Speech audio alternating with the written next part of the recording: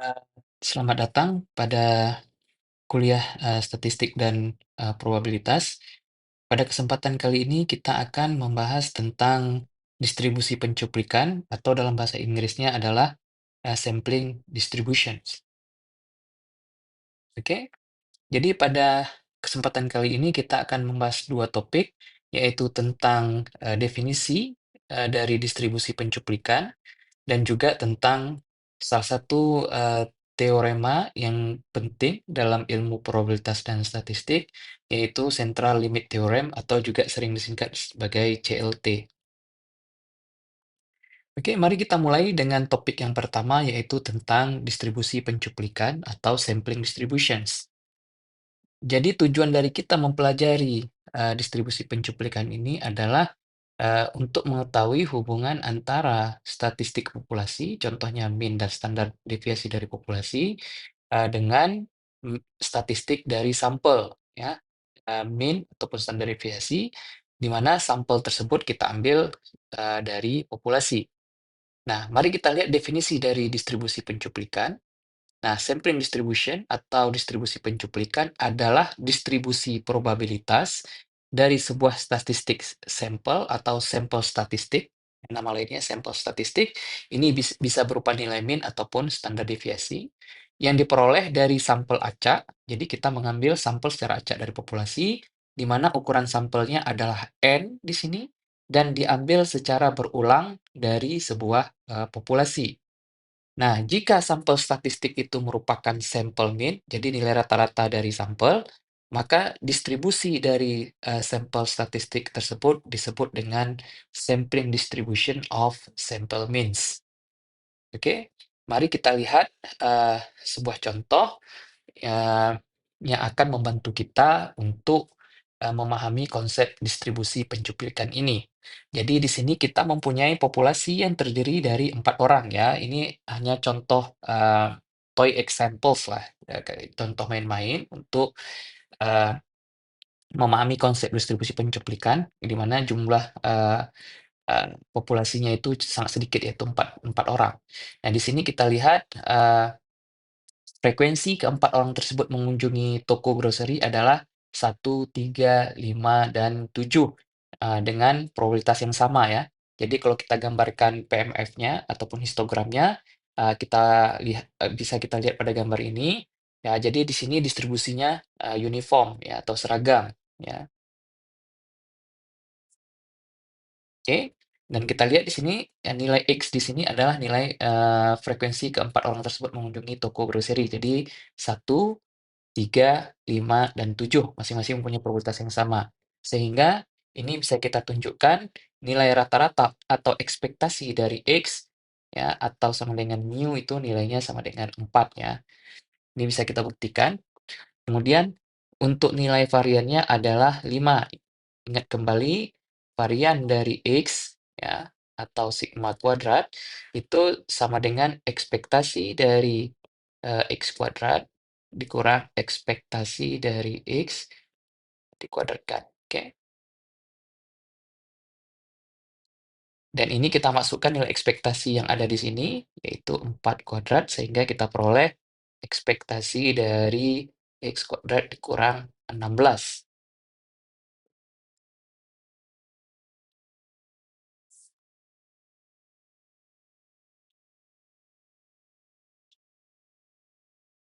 Oke. Nah, selanjutnya kita akan menghitung nilai ekspektasi dari X kuadrat.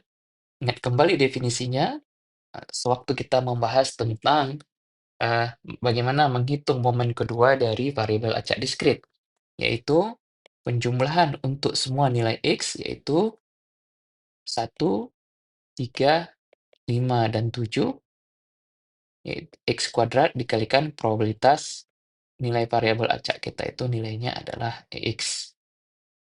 Oke, yaitu sama dengan, kita mulai dari X sama dengan 1, berarti 1 kuadrat ya, karena di sini kita mempunyai X kuadrat. Dikali dengan probabilitasnya yaitu seperempat, sama semua.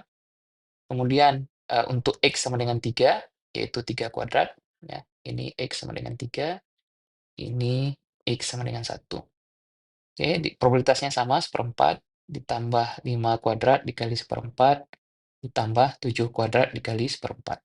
Sehingga kita peroleh nilainya seperempat ditambah 9/4 ditambah 25/4 ditambah 49/4.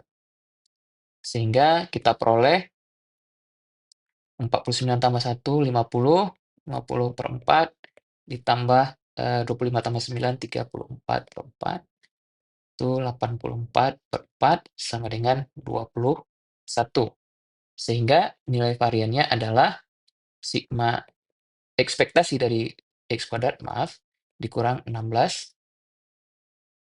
Ini kita peroleh tadi nilainya adalah 21 dikurang 16 sama dengan 5. Oke, jadi ini sesuai dengan nilai yang kita peroleh di sini.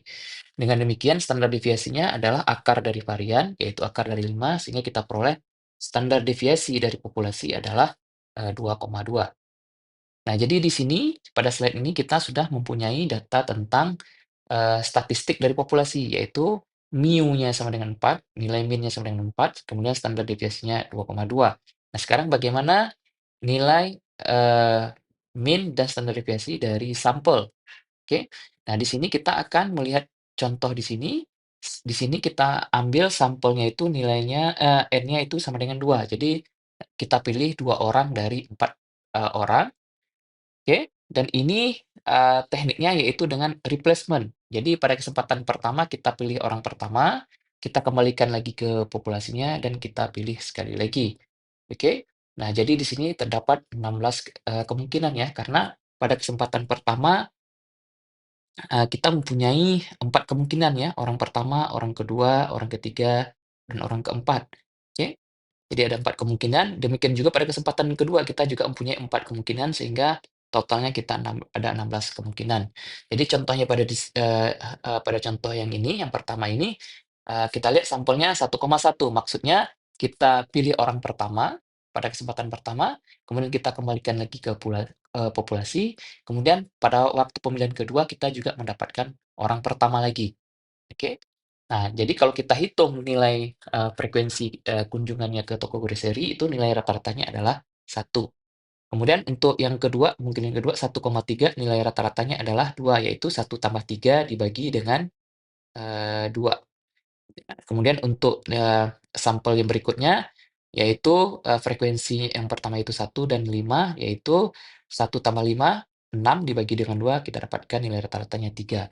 Dan ini kita lakukan untuk setiap, kemungkinan, sampel, ya. Jadi kita lihat di sini nilai X bar, nilai rata-rata dari sampel itu, nilainya juga diskrit, yaitu 1, 2, 3, 4, 5, 6, dan 7, tidak ada nilai yang lain. Nah, jadi di sini, X bar sendiri, sampel min sendiri merupakan variabel acak, oke, karena nilainya bervariasi, tergantung dari sampel yang kita ambil. Oke, nah kita lihat di sini, ya, nilai rata-rata sampel sama dengan 1. Di sini, kita lihat tabel ini ada 3 kolom ya. Kolom pertama menyatakan nilai dari sampel means-nya sendiri, ya, X bar. Kemudian kolom kedua itu frekuensinya seberapa sering munculnya, kemudian, probabilitasnya. Karena di sini sudah pasti, jumlah sampel space-nya 16 ya, karena ada 16 kemungkinan. Jadi kita lihat di sini, untuk nilai sampel min sama dengan 1 itu hanya muncul 1 kali, yaitu di sini. Sedangkan untuk nilai sampel min sama dengan 2 itu muncul 2 kali, yaitu saat yang ini dan ini, oke. Kemudian contoh yang lain adalah pada saat, X-bar-nya sama dengan 4 ya, sampel means-nya bernilai 4 itu muncul di sini, ini, dan ini, yaitu sebanyak 4 kali, ya, sesuai dengan data yang ada di sini. Sehingga kita dapatkan nilai probabilitas yang ada di kolom ini, oke. Nah, apabila, eee nilai dari, variabel acak, sampel means ini, ya, kita gambarkan PMF-nya, ya kita dapatkan kurva yang berbeda dengan, kurva histogram dari populasi.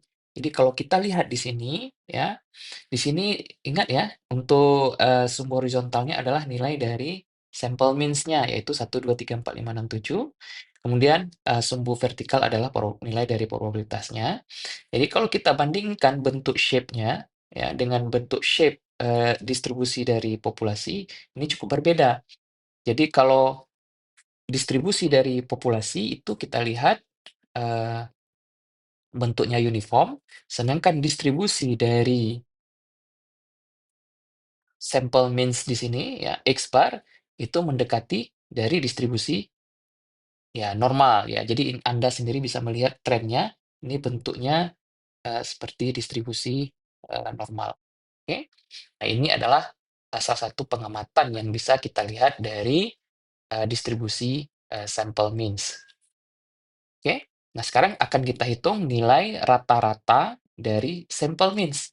Ya, jadi kalau kita lihat dari kurva PMF ini bisa kita lihat bahwa nilai rata-ratanya adalah 4 atau bisa juga dihitung dengan menggunakan perhitungan yaitu mu X bar ini sama dengan ekspektasi dari X bar sama dengan penjumlahan semua nilai dari X bar yaitu 1, 2, 3, 4, 5, 6, dan 7 ya.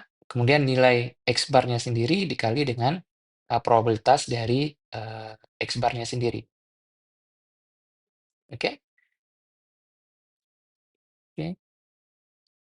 Ini saya nggak tahu kenapa bisa tiba-tiba bergeser, kita geser ulang.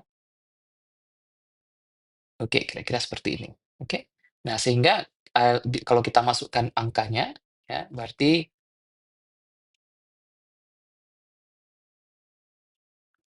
sama dengan 1 dikali probabilitas dari X bar sama dengan 1/16, ya,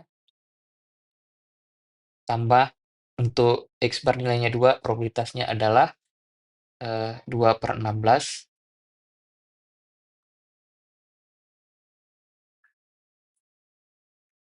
dan seterusnya, dan saya tinggalkan sebagai latihan untuk adik-adik semua, sehingga nanti kita peroleh nilainya adalah 4. Demikian juga untuk perhitungan standar deviasi dari, sampel means, yaitu sigma kuadrat X bar. Nah, itu kita peroleh nanti variannya adalah 2,54, sehingga, eee, standar deviasi dari sampel means adalah 1,6. Oke, nah sekarang kita lihat bagaimana hubungan antara, nilai means dari populasi dan nilai means dari sampel means. Jadi tadi kita peroleh bahwa nilai mean dari populasi itu adalah 4, sedangkan nilai, mean dari sampel means, X bar, itu juga 4. Jadi kita, dari kedua, nilai ini bisa kita simpulkan bahwa nilai mean dari populasi dan, sampel means itu sama ya, yaitu sama dengan 4. Dan sekarang bagaimana hubungan antara nilai standar, deviasi dari populasi, yaitu akar 5 ya, sekitar tadi nilainya adalah, 2,2 ya kalau nggak salah. Ya, 2,2.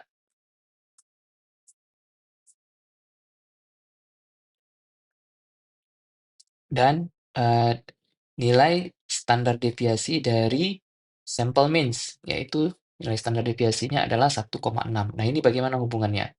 Nah, ini bisa kita lihat dari kotak di sini, bahwa kita lihat standar deviasi dari sampel means itu sama dengan standar deviasi populasi dibagi dengan akar dari jumlah sampel. Jadi seperti kita ketahui tadi, nilai standar deviasi dari populasi adalah akar 5, sedangkan jumlah sampelnya adalah 2, jadi akar dibagi dengan akar 2, sehingga kita peroleh nilai standar deviasi dari sampel mean adalah 1,6. Jadi slide ini memberikan ilustrasi hubungan antara statistik dari populasi dan statistik dari sampel means. Oke, dan ini dirangkumkan pada slide berikut ini yang menyatakan sampling distribution dari sampel means mempunyai nilai mean seperti ini hubungannya. Ya, kemudian standar deviasi seperti ini, hubungan antara populasi dan sampel, sampel means. Ya, ini adalah nilai populasi, standar deviasi populasi, ini adalah standar deviasi dari sampel means. Oke. Kemudian hal lain yang perlu perhatikan bahwa populasi di sini, mempunyai distribusi bentuknya uniform, sedangkan sampelnya mempunyai distribusi adalah, eee, normal. Nah, perubahan bentuk distribusi ini nanti akan ditegaskan melalui, Central Limit Theorem ataupun CLT. Oke, kita lihat dulu, definisinya dari CLT ya, rumusannya. Di sini kita ada 2 rumusan, yaitu CLT 1 dan CLT 2. Nanti akan kita lihat bagaimana perbedaan perumusannya. Sebenarnya ini merupakan suatu rumusan yang panjang, tapi saya bagi 2. Oke, kita lihat dari CLT 1. Di sini menyatakan kalau kita mengambil sampel acak dari populasi dengan ukuran sampelnya itu lebih besar atau sama dengan 30 dan distribusi dari populasinya itu sembarang sembarang distribusi, ya, ataupun kita tidak tahu, distribusinya, dengan nilai rata-rata, mu dan standar deviasi, sigma, oke. Tapi di sini, nilai rata-rata atau statistik dari populasi diketahui, di mana kita mempunyai nilai min, mu, dan, sigma, jadi kurang tepat juga kalau kita tidak tahu apa-apa tentang distribusinya, ya bentuk distribusinya boleh sembarang, tapi kita tahu nilai mean dan standar deviasinya, maka sampling distribution of sample means, maka distribusi dari sample means-nya mendekati distribusi normal, ya. Jadi, ilustrasinya seperti ini, ya. Jadi distribusi dari populasinya sembarang, ya, tapi kita, dengan nilai mean, mu dan standar deviasi sigma, maka distribusi dari sampel means-nya mendekati distribusi, normal, oke? Nah, kita lihat di sini distribusi populasinya mu, sedangkan distribusi dari sampel means-nya itu nilai means-nya adalah, mu X bar. Sedangkan di sini pada populasi kita mempunyai standar deviasi, sigma, di sini untuk distribusi normalnya kita mempunyai standar deviasi sigma X bar, oke? Dan ini kasusnya hanya bisa terjadi pada saat sampelnya lebih besar atau sama dengan 30. Kalau kurang dari, 30, ini tidak dijanjikan oleh CLT 1, oke? Sekarang kita lihat CLT 2. Nah, pada CLT 2 ini, ukuran sampel yang kita ambil boleh sembarang, asalkan distribusi dari populasinya terdistribusi normal. Jadi kita lihat dulu perbedaannya ya. Kalau CLT 1 ya, sampelnya lebih besar atau sama dengan 30 ya, distribusi sembarang untuk populasi, populasi sembarang.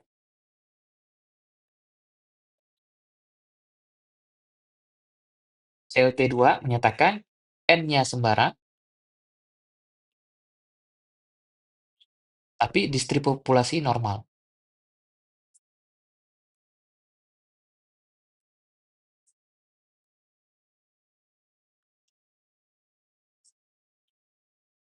Maka dipastikan sampling distribution, distribusi sampling dari sample means-nya mempunyai distribusi, normal, yang seperti ada di sini, ya, dan untuk sembarang nilai n.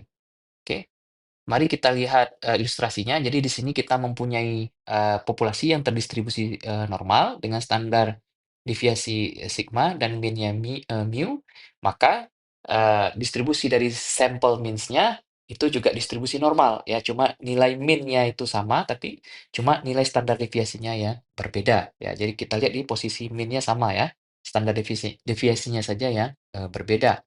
Oke, jadi saya harap adik-adik semua bisa membedakan penggunaan CLT 1 dan CLT 2. Jadi kita lihat dulu contoh yang pertama, yaitu eh, kasus di mana kita mempunyai jumlah sampelnya itu 100 ya. Jadi di sini kita mempunyai jumlah sampel yang lebih besar atau sama dengan 30. Oke, jadi kita lihat di sini contohnya sebuah penelitian mempelajari kebiasaan tidur mahasiswa dan menemukan bahwa nilai min-nya, yaitu ini berarti nilai min populasi, yaitu 6,9 jam dan standar deviasi 1,5 jam. Ini standar deviasi dari populasi. Nah, kalau kita ambil sampel itu N sama dengan 100, maka tentukan min dan standar deviasi dari distribusi sampel means-nya. Jadi kita di sini ditanya berapakah mu X bar dan sigma X bar. Oke. Jadi dari definisi yang sudah kita bahas di sini, ya, kita bisa menentukan min dan standar deviasi dari sampel means. Oke. Oke, jadi kita lihat di sini, ya, nilai min dari sampel means itu sama dengan nilai min dari populasi, yaitu 6,9. Sedangkan standar deviasi dari sampel means atau standar error-nya, kadang-kadang disebut dengan standar error, itu adalah standar deviasi populasi dibagi dengan akar N, sehingga kalau kita masukkan nilai standar deviasi dari populasi, kita dapatkan nilai 0,15. Dan kalau kita gambarkan distribusi dari sampel means bentuknya seperti ini, yaitu dengan nilai rata-rata ini di 6,9 yang mendekati 7 di sini, sedangkan standar deviasinya adalah 0,15. Oke. Kemudian kita lihat contoh yang kedua, yaitu di sini kita mempunyai gambar yang menunjukkan jarak rata-rata yang ditempuh oleh pengendara setiap hari berdasarkan kelompok umur. Sebanyak 50 pengendara dari kelompok umur 16-19, jadi fokus kita yang ini ya. Oke, itu diambil secara acak. Jadi N-nya ini sama dengan 50. Oke, jadi kita bisa menggunakan CLT1. Jadi sama dengan contoh sebelumnya kita menggunakan CLT1. Di sini kita mempunyai nilai min atau rata-rata populasi yaitu 20,7, sedangkan standar deviasi populasi 6,5 seperti yang ada di sini. Oke. Nah, ditanya adalah tentukan probabilitas bahwa rata-rata jarak tempuh. Oke, jadi di sini kalau jarak tempuh itu variabel acak X, di sini X barnya kita hitung berapakah probabilitas dari rata-rata jarak tempuh itu antara 19,4 dan 22,5. Dan ini akan kita hitung bagaimana cara menghitungnya. Berarti nanti kita harus mengetahui dulu bagaimana distribusi dari sampel means-nya. Oke? Dan di sini kita bisa menerapkan CLT1. Oke, jadi kita lihat dulu langkah-langkahnya. Yang pertama, parameter populasi untuk kelompok umur 16 sama 19 yaitu mu 20,7 dan sigma 6,5. Ini sudah kita bahas pada slide sebelumnya. Kemudian langkah kedua, jumlah sampel N sama dengan 50. Oke, eh, maka statistik dari sampel means adalah mu X bar-nya itu sama dengan nilai mu populasi, yaitu 20,7, sedangkan sigma X bar itu adalah 0,9. Ya, Anda bisa melihat sendiri bagaimana perhitungannya. Oke, nah dari CLT1 karena N-nya itu lebih besar dari 30, maka X bar terdistribusi normal, yaitu dengan nilai rata-rata 20,7 dan standar deviasi 0, dan nilai varian 0,81. Nah, ingat ya, kita punya mu X bar itu 0,9, sudah pasti nilai variannya adalah 0,9 kuadrat, yaitu 0,81. Oke?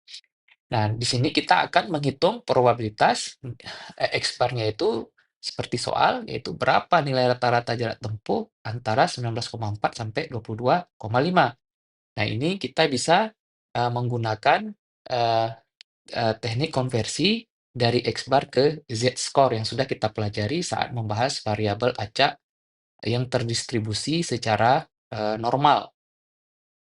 Jadi langkah berikutnya adalah mentransformasikan variabel acak X ya ke Z-score ya, di mana Z di sini mempunyai distribusi normal dengan min 0 dan varian 1, sehingga Z-score untuk masing-masing eh, batas ya, batas bawah dan batas atas adalah min 1,91 dan 1,96. Jadi probabilitas X bar nilainya 19,4 antara 19,4 dan 22,5 itu ekuivalen dengan probabilitas Z nilainya antara min 1,91 sampai dengan 1,96. Oke, dengan melihat tabel distribusi normal standar, ya kita ketahui CDF atau P untuk min 1,91 adalah 0,9750, sedangkan untuk 1,96 ya, itu 0,9750, sedangkan yang untuk min 1,91 itu nilainya adalah 0,0793, sehingga kita dapatkan peluang jarak tempuh rata-rata antara 19,4 sampai 22,5 itu adalah 0,8957 atau mendekati 0,9.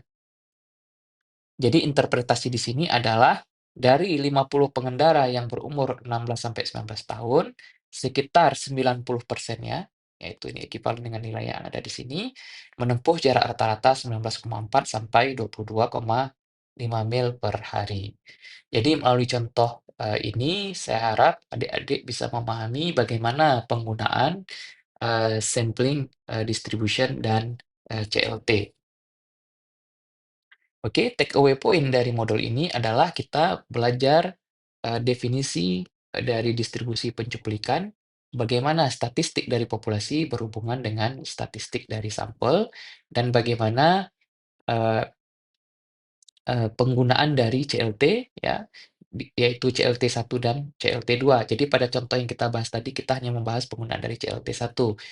Dan insya Allah ke depannya kita juga akan melihat bagaimana penggunaan dari CLT 2. Oke, sampai di sini saja pembahasan kita pada kali ini. Sampai jumpa lagi pada video kuliah berikutnya.